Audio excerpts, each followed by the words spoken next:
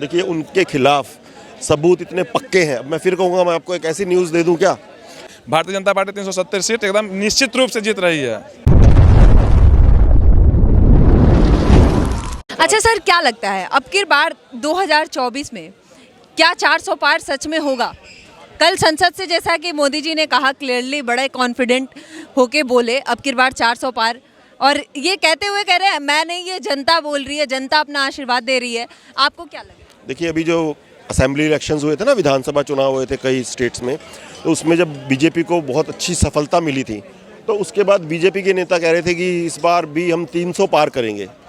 Then I was the first person on these YouTube channels, I spoke firstly कि 300 नहीं, जिस दिन ये हुए थे मेरे ख्याल से उससे नेक्स्ट डे की बात है, मैंने कहा 400, तो लोग बोले 400, मैंने कहा हाँ 400। और अभी भी ये क्या कह रहे हैं मोदी जी, 370 प्लस जो है बाकी जो अलायंस को मिला के 400। No, I will say they can win 400 seats.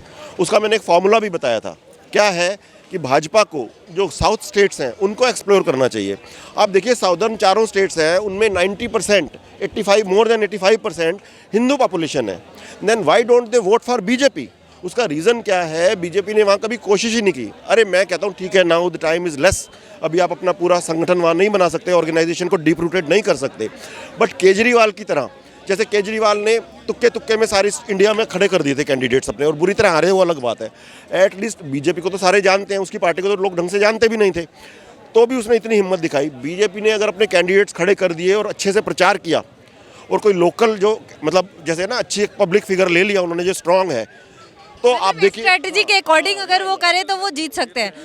But मैं पूछना चाह रही हूँ, राजनीतिक स्ट्रेटजी के अलावा बीजेपी में ऐसा क्या है जिसकी वजह से 400 पार? काम, विकास का काम। हमें एक राजनीतिक पार्टी से क्या चाहिए? हमें ये थोड़ा ना चाहिए मेरी दादी भी यहाँ पे आई थी, मेरी सास भी यहाँ पे आई थी। परिवारवाद हमें नहीं चाहिए कि हमको वो इमोशनल बना के ना बस हमसे वोट लेके हमें बेवकूफ़ बनाते रहें, जैसे इन्होंने 60 साल तक किया। देखिए सीधी सी बात है, अगर आपको इमोशनल हंगर है, अगर आपको लगता है कि मुझे प्यार चाहिए, मेरे को कोई अपनापन चाहिए, तो वो आप अपने रिश्तेदारों में, दोस्तों में, फैमिली में ढूंढो। राजनीतिक पार्टियों से, चाहे वो भाजपा ही क्यों ना हो, वहाँ हम अपने रिश्ते जोड़ने नहीं बैठे हैं, हमें उनसे काम चाहिए, ठीक है ना, विकास चाहिए, इंफ्रास्ट्रक्चर डेवलपमेंट चाहिए, और जो है कि भाई सब लोगों को, अब जैसे मोदी जी ने गारंटी, महंगाई बेरोजगारी पे कुछ नहीं चाहिए। देखिए महंगाई बेरोजगारी ये सब बेवकूफ़ बनाने वाली बातें हैं। अब वही तो बीजेपी या तो मेरी फीस दे मुझे, क्योंकि इस चीज़ पर बीजेपी के प्रवक्ता भी चुप हो जाते हैं। अब मैं यहाँ बोलूँगा वो आइडिया चुरा लेते हैं, फिर वो न्यूज़ चैनल्स पे बोलते हैं। सीधी सी बात, हाँ बिल्कुल यही तो हो रहा है पिछले 2014 से यही तो हो रहा है। मैं ये कह रहा हूँ कि देखिए बेरोजगारी, आप एक चीज़ देखिए, जैसे इंडिया गठबंधन के लोग हैं सारे के सारे किसी ना किसी स्कैम में फंसे हुए हैं, ऑलमोस्ट सारे, सब पे केस चल रहे हैं। बीजेपी वाले कोई स्कैम में नहीं है, क्या लगता है आपको? थोड़ा सा आप क्वेश्चन। ओके, देखिए ऐसा है, कुछ लोग ठीक है भटके हुए होंगे, शायद उन्होंने गलतियां भी की होंगी, वो बीजेपी में आ गए, बोलते हैं जी वॉशिंग मशीन हो गई, ठीक है। मैं एक चीज़ कहता हूँ, जो भी इंडिया वाले, मतलब जो इंडी गठबंधन है, नहीं तो ये तो आप बड़ा इजीली घुमाते, लेकिन अगर है सर, अगर है तो उन पे कार्रवाई होनी चाहिए कि नहीं? बिल्कुल बिल्कुल होनी चाहिए, बिल्कुल होनी चाहिए। I am still on that point, बिल्कुल नहीं घुमा रहा मैं ये कहना चाह रहा हूँ आपसे कि जो भी ये कह रहे हैं कि हाँ जी ये वॉशिंग मशीन से धुल गए क्या, मैं उनसे कहता हूँ why don't you go to the court, why don't you go to the court and say कि when he has entered BJP, when he has joined NDA, then why its case has been questioned. उसके ऊपर जो case चल रहा था corruption का, अब देखिए ना फिर कोर्ट क्या कार्रवाई करता है। यही चीज़ तो चीफ जस्टिस ऑफ इंडिया ने इन लोगों को बोली थी। इन्होंने कहा ना कि सिर्फ हम पे कार्रवाई हो रही है, जिन्होंने बीजेपी ज्वाइन कर ली उन पे कार्रवाई नहीं हो रही। उसने उनके एक तमाचा मारा एक तरह से, उन्होंने कहा go back, I will not listen to you. आप जो है अगर कोई भी स्पेसिफिक केस लेके आइए कि इस आदमी ने बीजेपी ज्वाइन किया, एनडीए ज्वाइन किया, इसके बाद इसके ऊपर से करप्शन का केस हटा लिया, आज तक कोई नहीं गया कोर्ट में भाई, ठीक है ना। अच्छा क्या लगता है, अरविंद केजरीवाल अगर बीजेपी ज्वाइन कर ले तो क्या उनका केस मतलब हट जाएगा? नॉट, देखिए उनके खिलाफ सबूत इतने पक्के हैं। अब मैं फिर कहूँगा, मैं आपको एक ऐसी न्यूज़ दे दूँ क्या, क्यों वो डर रहा है? Why Kejriwal is afraid? कि भाई आना नहीं चाह रहा ना, देखिए 5 सम्मन हो नहीं, गए। वो तो कह रहे कि ईडी हमसे डर रही है, ईडी अपना हमारे बातों का जवाब नहीं दे रही है। इवन अभी आतिशी आई हैं जब जांच के बाद प्रेस कॉन्फ्रेंस कर, आपको पता भी होगा, और उन्होंने क्लियरली कहा कि ईडी में अगर है तो वो दिखाए कि अब तक जितनी जांचें हुई है, जितनी इन्वेस्टिगेशन हुई है, उसका रिकॉर्ड कहाँ है। सारे रिकॉर्ड ईडी ने डिलीट कर रखा है। क्यों किया है? कौन सा सबूत मिटाना चाहते थे जिसके लिए डिलीट कर? आप ईडी हो, ठीक है, सपोज आप ईडी के ऑफिसर हो, बहुत सीनियर, ठीक है, एक मैं आरोपी हूँ, ठीक है, मैंने कुछ गलत किया हुआ है। ऐसे कभी होता है क्या कि मैं कहूँ कि पहले आप अपनी हिस्ट्री दिखाओ? भाई एट दी मोस्ट मेरे पास एक अधिकार है कि आप जो मुझे मतलब मेरे ऊपर जो चार्ज लगा रहे हो वो गलत है, ऐसा कह के मैं कोर्ट जा सकता हूँ, ठीक है ना। अगर आप मेरी बात नहीं मानते हो तो मैं कोर्ट जा सकता हूँ आपके अगेंस्ट कि भाई मेरे अगेंस्ट ये केस झूठा है, इसको क्वैश करिए, मतलब कैंसिल करिए, ख़त्म करिए। वो तो ये नहीं कर रहे, बस हमारे पीछे लगा दी ईडी, इधर उधर की बातें बोलते हैं, इनको अफलातून कि भाई बिना बात की। अब why don't they come to the point? वो क्यों नहीं कहते कि हाँ इस तरह से हम सही हैं, वो गलत है। मैं आपको साफ बोल रहा हूँ, जो ये बोलते फिर रहे ना, आज भी आतिशी बोल रही थी कि हाँ जी मनी ट्रेल नहीं मिल रहा। मनी ट्रेल मतलब कि जो इन्होंने पैसा लूटा है वो है कहाँ? चवन्नी नहीं मिली है, सबसे बड़ा झूठ है। केजरीवाल को अच्छे से पता है। देखिए क्या होगा जब भी ईडी केजरीवाल को पकड़ेगी ना, 338 करोड़ रुपीस का मनी ट्रेल मिल गया है। मतलब कहाँ इन्होंने खर्चा किया उसको, गोवा के इलेक्शन में, पंजाब के इलेक्शन में, वो पता चल गया है उसका सोर्स की, कहाँ उन्होंने किसको दिए वो पैसे, ठीक है। उन लोगों को जब भी ये ईडी केजरीवाल के पास जाएगी, आमने सामने बिठा के केजरीवाल से पूछताछ होगी। ये आप मेरे से गारंटी ले लीजिए। इस बार जब Kejriwal whenever he will face ED, he will not go to his home back. He will be jailed immediately after that what to say, means क्या बोलते हैं, interrogation, after that interrogation. देखते हैं आपका सर आपका नाम? मेरा नाम जयप्रकाश गुप्ता हुआ। अच्छा सर, क्या लगता है अब की बार क्या सच में बीजेपी 400 पार जाने वाली है? जिस तरह का कॉन्फिडेंस है मोदी जी का, कल सदन में था जिस तरह का, क्या लगता है? सबसे पहले मैं आपके दर्शकों को जय सिया राम बोल रहा हूँ। 400 पार का फार्मूला जो बीजेपी का है, ये तो आज का नहीं है, कल का नहीं है, ये तो काफ़ी दिन से हो रही है। अब की बार 400 पार, अब की बार 400 पार। लेकिन कल माननीय प्रधानमंत्री मोदी जी ने भारतीय जनता पार्टी की 370 सीटें, अन्य जो एनडीए गठबंधन में जो दल हैं उनको लगाकर 400 पार बोली। भारतीय जनता पार्टी 370 सीट एकदम निश्चित रूप से जीत रही है, इसमें नो डाउट। क्योंकि भारतीय जनता पार्टी किसी परिवारवाद की पार्टी नहीं है कि वो अपने परिवार को ये नहीं करते। अभी 3 स्टेट में देख लो, जो पिछले बेंच पे बैठते कार्यकर्ता थे, सबसे पीछे, जिनका कभी फेस कोई नहीं देखा, जिनका पोस्टर बैनर नहीं आया, वो मुख्यमंत्री बने हैं। इसीलिए मैं प्राउड करता हूँ, मैं अपने आप पे गर्व करता हूँ कि मैं भारतीय जनता पार्टी का कार्यकर्ता हूँ। अच्छा, लेकिन ये सिर्फ यही है कि मतलब काम भी कुछ है? काम के नाम पे, काम के आधार पे अगर 400 पार जा रहे हैं, या बस कि मतलब? मैम ऐसा है, आज हवाई चप्पल वाले हवाई जहाज में सफ़र कर रहे हैं। जो कभी ख्वाब में भी नहीं सोचे थे कि मैं हवाई जहाज में सफ़र करूंगा, वो सफ़र कर रहे हैं। जो अन्नदाता किसान हैं, माननीय प्रधानमंत्री जी ने किसान सम्मान निधि से उन्हें साल में 6,000 रुपये देने का काम किया। 11,000 करोड़ किसानों को ये मिल रहा है। युवा के लिए क्या किए? यूथ के लिए क्या हो रहा है? मैम यूथ के लिए सब रोजगार कहते हैं। जो प्रधानमंत्री का मुद्रा योजना है, जो रोजगार करने के लिए बिना गारंटी के बैंक द्वारा लोन मिल रहे हैं, वो क्या है? आप 5 लाख रुपए लेकर रोजगार तो कर सकते हो ना। सरकार में आपको लगता है कि वो लोन लेना कितना आसान है, कितना टफ है? वो लोन कैसे मिलता है ग्राउंड लेवल पे? स्टूडेंट को क्या तकलीफ हो रही है वो लोन लेने में भी, आपको पता है? मुझे तो नहीं लगता तकलीफ हो रही है, क्योंकि मेरा लोन खुद का, मुझे मुद्रा लोन का 2 लाख रुपए मिले थे, मैं उसे रोजगार किया। मैं लोन की बात कर रही हूँ। स्टूडेंट लोन के इतने सारे क्राइटेरिया होते हैं, बच्चे परेशान हो जाते हैं। ऐसा कैरेक्टर नहीं है जो कोई लोन देते हैं। जैसे मैं अभी भारत में बहुत सारे लोग लोन लेके पढ़ाई करते हैं और सर्विस देने के लिए फॉरेन कंट्री चले जाते हैं। तो इस हिसाब से यहाँ पे कुछ उस तरह के जो प्रोसेस है, प्रोसेस करना ही पड़ता है। प्रोसेस तो करना है, जो डॉक्यूमेंट्री प्रोसेस है वो तो करना ही होगा। लेकिन रोजगार की बात है तो रोजगार मुद्रा योजना के तहत बहुत सारे लोगों को रोजगार मिला है।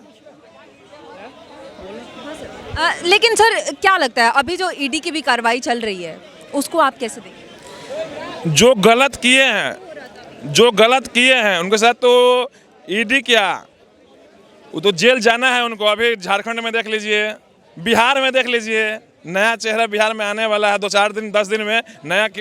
तेजस्वी जी बोलते हैं कि बिहार में खेला होने वाला है, सचमुच खेला होने वाला है और ईडी उनके साथ खेला करेंगे। मैं बिहार से आता हूँ। क्या लगता है बीजेपी में, मतलब बीजेपी में कोई नहीं है ऐसे जिन पे कार्रवाई होनी चाहिए? अगर विपक्षी इतने टाइट हैं, सारे दल मिलकर इंडिया गठबंधन बनाया, उन्हें वो साक्ष्य दें, साक्ष्य प्रस्तुत करें। अगर बीजेपी में कोई ऐसा है तो प्रस्तुत करें, उन पर भी कार्रवाई होगी। अगर बीजेपी में कोई ऐसा है तो उन पर कार्रवाई होगी। साक्ष्य तो लाइए भाई। अच्छा, मतलब विपक्ष साक्ष्य नहीं ला पा रहा है। ला क्या लग रहा है सर, कैसे देख रहे हैं ईडी के इस कार्रवाई को? लेकिन अरविंद केजरीवाल अभी तक ईडी के पास पेश नहीं हुए हैं। कोई बात नहीं, कहते हैं ना बगरे की अम्मा कब तक खैर मिलाएगी, एक दिन तो जाना ही पड़ेगा। कानून के हाथ तो बहुत लंबे होते हैं, कानून से कौन बच सका है?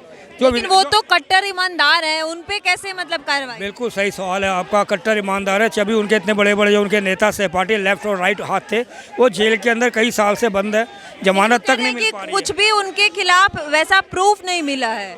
अब एक बताइए, अगर हम इतने बड़े वकीलों से सलाह मशवरा करते हैं, महंगे महंगे वकीलों से, और फिर उनके आगे सुप्रीम कोर्ट भी है, सुप्रीम कोर्ट भी तो जा सकते हैं। अगर कोई ऐसे गलत कानून के अंदर किसी को फंसा तो सज़ा उल्टा उसको हो जाती है कि आपने नाजायज़ इसको फंसाया गया है। तो अगर ऐसा इनको है कि वो गलत है तो जाए सुप्रीम कोर्ट में, वहाँ अपनी दरखास्त लगाए, कार्रवाई करेगी ये सब गलत हो रहा है। तो कहने का मकसद है चोर की दाढ़ी में तिनका, ये तो साफ दिखाई दे रहा है, लोगों को भी दिखाई दे रहा है। क्या लग रहा है क्यों नहीं जा रहे हैं अरविंद केजरीवाल का नहीं जाने का क्या रीजन हो सकता है? देखो, बचना चाहते हैं। जब उन्होंने देख लिया अपने 3-4 साथियों को किसी भी हालत में जमानत नहीं मिल पाई है, उनको ये भी लग रहा है कि मैं भी जेल में जाऊंगा।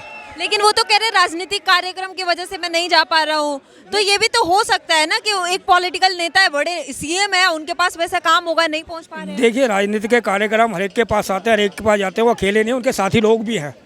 अकेला कोई राजनीतिक कार्यक्रम नहीं करता है। दूसरी बात यह है, अगला ये भी कहता है मैं जेल भी गया तो जेल से बैठ के काम करूँगा। उनको तो पहले कानून के अगर है जानकर, जो भी व्यक्ति जेल जाता है, किसी भी तरह का व्यक्ति हो, चाहे इनकम टैक्स से चोरी करता हो, चाहे जेल जाता हो, अगर उसको 2-3-24 घंटे अगर बंद रहता तो उसकी नौकरी चली जाती है।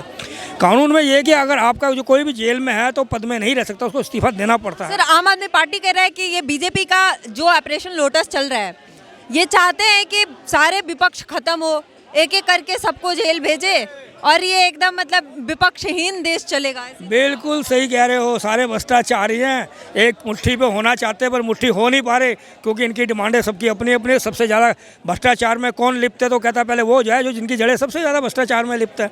तो इसलिए ये इकट्ठे भी नहीं हो पा रहे और सब इकट्ठे मिलकर शोर भी मचा रहे हैं, बोलने भी नहीं देते। क्या लगता है, मतलब ये बीजेपी में कोई भ्रष्टाचार ही नहीं है? देखिए, मैं इसका कोई सर्टिफिकेट नहीं दे सकता किसी को भी, पर इतना पता है मोदी जी ने साफ लाल किले के 25 से कहा था मैं भ्रष्टाचारियों पे एक्शन लूँगा और जो मैं गारंटी दूंगा जनता को, मेरी गारंटी है। सर, क्या लगता है अभी इंडिया गठबंधन एक एक करके पार्टी दूर जा रही है? अभी राहुल गांधी यूपी भी पहुंचने वाले हैं, तो कहा जा रहा है कि यूपी पहुंचते ही अखिलेश यादव भी छोड़ेंगे। देखिए, अभी तक का जो उनका ट्रैक रिकॉर्ड रहा है वो तो यही कहता है कि जिस जिस स्टेट में वो गए हैं वहाँ उनका जिसके साथ गठबंधन था वो टूटता चला गया। देखिए, इसके पीछे अगर पॉलिटिकल रीज़न देखा जाए तो बहुत ही सिंपल है कि हर जो क्षेत्रीय पार्टी है वो अपना जो उसका पर्टिकुलर डोमेन है उससे वो बाहर नहीं जाना चाहता। और राहुल गांधी एक नेशनल, कांग्रेस कहीं ना कहीं एक नेशनल पार्टी है और राहुल गांधी एक नेशनल लीडर है। अगर वो क्षेत्रीय पार्टी कहीं ना कहीं अगर वहाँ पर एक्सेप्टेंस कर लेती है राहुल गांधी को open heartedly, it means they are submitting. वो कहीं ना कहीं राहुल गांधी और कांग्रेस पार्टी को सबमिट हो रहे हैं, मतलब एमैल्गमेट हो रहे हैं। तो आप देखिए कि अगर अब समुंदर में नदी जाके मिलेगी तो नदी समुंदर नहीं बन सकती। यहाँ पे मैं इसी एग्जांपल से कहूँगा कि जो क्षेत्रीय पार्टियां वो नदियाँ हैं और राहुल गांधी कहीं ना कहीं क्योंकि वो नेशनल लीडर हैं तो समुद्र के समान है कि छोटी छोटी नदियाँ उनके साथ मिलना नहीं चाहती कि उनका अस्तित्व खो जाएगा। लेकिन फिर भी मतलब इतने बड़े पार्टी है, इतने बड़े पार्टी के एक नेता है, अध्यक्ष भी रह चुके हैं, फिर भी आपको क्या लगता है जनता तक अपनी बात पहुँचा क्यों नहीं पा रहे? आखिर उनमें ऐसा क्या कमी जनता को क्या दिख रही है, क्या लगता है? देखिए, बहुत सिंपल सी बात है। अब पहले जो देश हमारा जो है वो राजतंत्र से चलता था, कहीं ना कहीं मैं इसको राजतंत्री शब्द इस्तेमाल करूंगा क्योंकि एक ही पॉलिटिकल पार्टी और एक ही कहीं ना कहीं डायनेस्टी, एक ही परिवार के लोग लीडरशिप में हमेशा बने रहे हैं। तो उसको मैं यही कहूँगा कि अब देश हमारा जो है चाहता है कि अब ऐसी लीडरशिप हमारे देश में है जो कि हमारे कंट्री के ट्रू पोटेंशियल को बाहर लेके आए। कहीं ना कहीं बीजेपी उसमें अभी जिस हिसाब से उनका 10 साल का ट्रैक रिकॉर्ड रहा है, उन्होंने बहुत अच्छा काम भी किया है और लोगों का भरोसा भी जीता है अपने काम के माध्यम से। और उसकी वजह से पहले जो लोग जिन चीज़ों को कैजुअली एक्सेप्ट कर लेते थे कि हाँ ये ऐसी ही हैं, अब उनको एक नया विजन मिला है, एक नया भरोसा मिला है कि कहीं ना कहीं चीज़ें बेहतर हो सकती हैं और उसके लिए वो बीजेपी उनके लिए एक नया उम्मीद बन के आया है। और जो संसद भवन में अगर आप कहीं ना कहीं हमारे माननीय प्रधानमंत्री जी का जो भी अभी लास्ट डिबेट रहा है, उनके जो अपने उन्होंने बात रखी थी, उन्होंने कहा था कि हम तो अपना विजन, अपना प्लान आपके सामने रख रहे हैं। हम तो कह रहे हैं कि अगले 5 साल में हम इंडिया को दुनिया की 3rd बिगेस्ट इकोनॉमी बनाएंगे और हम इसको जो है ट्रांसपेरेंसी, डिजिटलाइजेशन और हर तरह से सक्षम बनाएंगे, मजबूत बनाएंगे। तो कांग्रेस कहीं ना कहीं अपना विजन, अपनी लीडरशिप सामने तो लेके आए। मैं तो आपके चैनल के माध्यम से कह ही रहा हूँ कि मैं कांग्रेस का सपोर्ट करने को,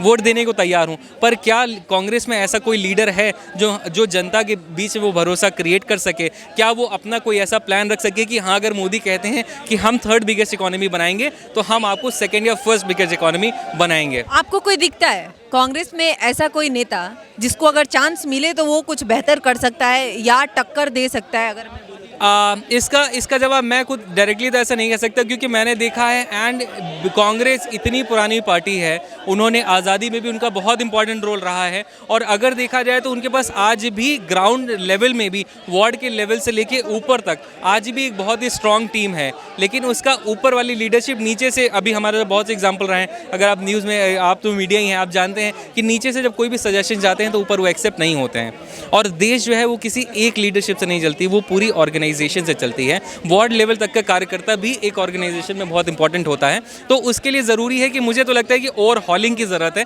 मैं इस वर्ड को यूज़ करूँगा कि जो करंट लीडरशिप है, अगर उनमें वो पोटेंशियल होता तो कहीं ना कहीं आज भी वो रिकवर करती। अगर रिकवर नहीं कर रही है, मैं तो कहता हूँ ऑर्गेनाइजेशन कांग्रेस पार्टी भी वही है, देश भी यही है। इस पूरे को ओवरहॉल कर दीजिए और इसको फिर नीचे से वार्ड लेवल से आप पूरे अगर इसको अपने को रिकंस्ट्रक्ट करिए तो कहीं ना कहीं मुझे लगता है कि कांग्रेस बहुत अच्छा कर सकती है। मतलब क्लियर विजन नहीं है, मतलब एक वर्ड में बोलूँ तो क्लियर विजन नहीं है। आपको क्या लगता है कहाँ कमी रह रही है अपोजिशन में जो टक्कर नहीं दे पा रही है मोदी जी को? नहीं, ऐसा नहीं है कि टक्कर नहीं दे पा रही, टक्कर तो देंगे। क्या लग रहा है इस बार 2024 में क्या होगा? 2024 में कांग्रेस की सरकार बन सकती है। अच्छा, कांग्रेस की सरकार बनेगी? बिल्कुल बन सकती है। कैसे? भाई आम आदमी जो जितने भी हैं, आम जनता है, वो सब कांग्रेस के साथ जा रही है। हाँ, 44 सीट से कहाँ तक पहुँचेगा, क्या लग रहा है? 44 से सबका गठबंधन होगा इसे दोबारा। किसका गठबंधन हो रहा है? गठबंधन तो टूट रहा है। नहीं, टूट नहीं रहा, ये गलतफहमी है लोगों की, गठबंधन टूट रहा है। गठबंधन तो होगा अब दोबारा। नीतीश बाबू जुटे हैं अभी भी? बिल्कुल, नीतीश अभी भी है इंडिया में। जब तक उत्तर प्रदेश की बहन जी है मायावती जी तो कब का बोल चुकी है कि हम नहीं है, वो कंफर्म गठबंधन करेंगे। कंफर्म वो तो बोल चुकी है कि हम एनडीए अलायंस में नहीं लड़ेंगे। हिंदुस्तान के सूबे में सबसे बड़ी यूपी है और उसमें 80 सीटें हैं और 80 सीटों के अगर मेजोरिटी की बात करें तो 80 सबसे ज़्यादा हैं। सर आप कहाँ से बात कर रहे हो? मैं तो जहाँ से देख रही हूँ खबरें, मुझे पता चल रहा है कि ममता बनर्जी हटी गई, मायावती हटी गई, नीतीश बाबू हटी गए जो सबसे बड़े आर्किटेक्ट थे। ये पॉलिटिक्स है, इसका कुछ नहीं पता। नीतीश कल तक ये कह रहा था कि भाजपा में नहीं जाऊंगा, मर जाऊंगा, और मोदी जी भी ये कह रहे थे कि नीतीश को नहीं लूंगा, लेकिन ले लिया इन लोगों तो क्या लगता है इलेक्शन से पहले, लोकसभा के चुनाव से पहले फिर से नीतीश बाबू आ जाएंगे? बिल्कुल कंफर्म आएंगे, सब आएंगे, सारे इकट्ठे होंगे, कंफर्म बिल्कुल। आपको इन्फॉर्मेशन है कि नहीं? अभी बोला जा रहा है कि अखिलेश बाबू भी खिसकने वाले हैं। सब इकट्ठे होंगे। खिसक रहे हैं, निकल रहे हैं, कहाँ से? नहीं निकल रहे, ये सारे इकट्ठे हो जाएंगे सब। सर क्या कह रहे हैं ये कह रहे हैं कि सारे इंडिया भी एक साथ है, गठबंधन, सारे इंडिया अलायंस जो है। ये राहुल गांधी जंगल का राजा है, राहुल गांधी शेर है, शेर है। अकेले शेर के पीछे सारी भारतीय जनता पार्टी लग रही है और टोटल भारतीय जनता पार्टी राहुल गांधी को घेरने पर लग रही है, लेकिन राहुल गांधी इनसे घेरेगा नहीं। कह रहे राहुल गांधी जो है ना 2024 में इनकी नैया पार ऐसे करेगा, सारा जमुना पार भेजेगा, बिल्कुल भेजेगा। बीजेपी वाला ने इन्होंने जमुना का घोटाला हैं जमुना का घोटाला, दिल्ली का घोटाला, गुजरात का घोटाला, इतने घोटाले पे घोटाले कर रही है भारतीय जनता पार्टी। ये देश में ना कोई जमुना का घोटाला केजरीवाल वाला, जमुना का घोटाला ये केजरीवाल वाला बता करे, जमुना का घोटाला और फलाना घोटाला, ढिमका घोटाला। एक राहुल गांधी और 500 बीजेपी के आदमी ये राहुल गांधी का विरोध करते हैं। राहुल गांधी ना, पहली बात तो सपने देखना छोड़ दे, क्योंकि वो आएंगे नहीं, ठीक है ना, है क्योंकि पता है उनको, पता है नहीं है कि बोलना क्या है। राहुल गांधी से डर क्यों रहे हो? राहुल गांधी का नाम क्यों ले रहे हो? राहुल गांधी से घबरा रहे हो? भारतीय जनता पार्टी पूरी राहुल गांधी के पीछे लग रही है। सीटें क्यों नहीं ला पा रहे राहुल गांधी? अब की बार 300 पार, राहुल गांधी जिंदाबाद। ट्रिपल डिजिट हो जाएगा, 300 पार आएगी हमारी सीटें, ट्रिपल डिजिट में सीटें आएगी। अरे नहीं, 300 पार हमारी सीटें। राहुल गांधी सो रहे होंगे। अरे मोदी जी तो कह रहे हैं 400 पार, आप 400 पार होंगे। अरे राहुल मोदी जी ले आएंगे और उसके बाद बाबा योगी जी आएंगे और ये अपने डब्बे को ले जाके कहीं और दुकान लगाएंगे। इनका जो डब्बा है, ये सुनो, ये राहुल गांधी से, सुनिए मेरी बात, अरे सुन तो मेरी आराम से बात कर। देखिए राहुल गांधी 300 पार सीट लेके आएगा। ये देश की जनता लोकतंत्र को बचाएगी, कांग्रेस पार्टी को ले आएगी। भारतीय जनता पार्टी, नरेंद्र मोदी लोगों को ईडी और सीबीआई से डराता है, इसलिए वो भी लोग मोदी को ऐसा चुटकुला बजाएंगे।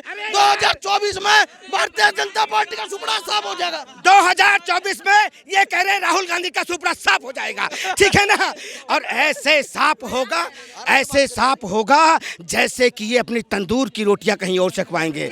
इस तरह ये बाबा योगी आएंगे, देखना मोदी के बाद योगी, फिर ये और पता नहीं क्या कर डालेंगे। हाँ बेकार है, तभी तो कह रहा हूँ, पहले शादी। ये तो समय ही बताएगा इन दोनों में से कौन जीतेगा।